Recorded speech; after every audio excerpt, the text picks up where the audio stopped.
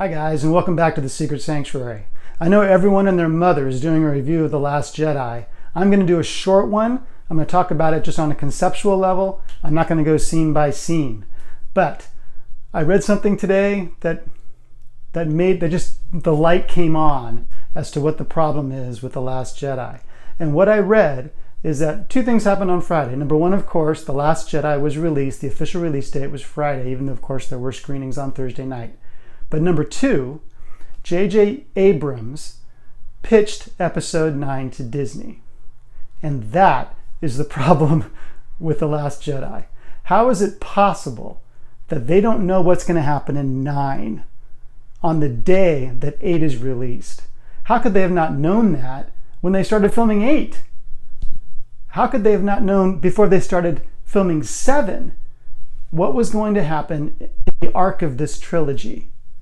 And that's the problem. You have J.J. Abrams and Lawrence Kasdan on The Force Awakens setting up this new trilogy, bringing in Captain Phasma, a potentially very interesting character, setting up Rey as someone who doesn't know who her parents are, but hinting that they might be someone that we know, setting up Snoke as this new Grand Master villain of the Empire with a mysterious past. We don't know how he got to power. We don't know anything about him. But let's wait till 8 and maybe we'll get those answers. We got none of those answers. We sort of did for Rey, but not to our satisfaction, and we don't know if it's true. So it's as if you have this new creator with The Last Jedi, Rian Johnson.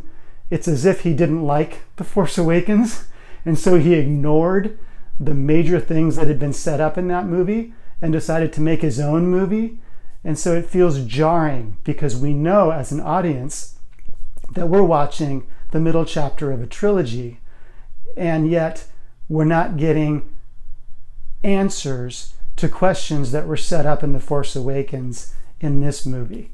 And now we find out that they made this movie without knowing what's going to happen in the next movie. How can that be? It makes no sense to me at all.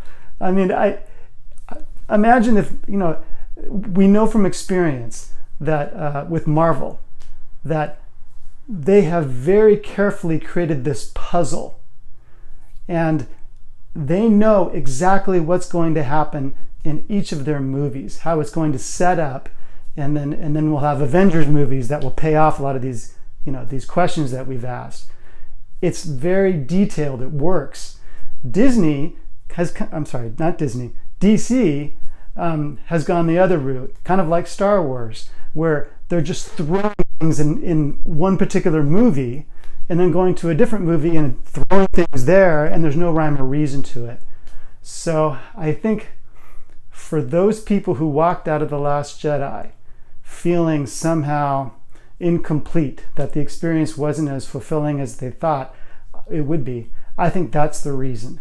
I think it's because they just threw a bunch of stuff up on the wall. I could name 15 really cool moments in The Last Jedi, but I can name some really cool moments in Kodak commercials. It doesn't make any difference. You can grab my emotions with the right music and with Luke seeing R2-D2 for the first time in years, whatever. But when you're talking about a trilogy and telling a story with character arcs over 3 movies, you need to have a map. And they didn't have a map. All they've done is make individual films. And so it's astonishing to me that J.J. Abrams is pitching Episode 9 now to Disney. How can that be? So I'm not going to go any further. I've already repeated myself a couple of times. I'm a little bit pissed off because I think that they really should have started this trilogy with a map, and they didn't do that. So I don't think I spoiled anything for anybody there. That's my thoughts. Only 4 minutes and 53 seconds, not so bad. I hope you liked the video. Please subscribe. Have a good night, guys. See you later.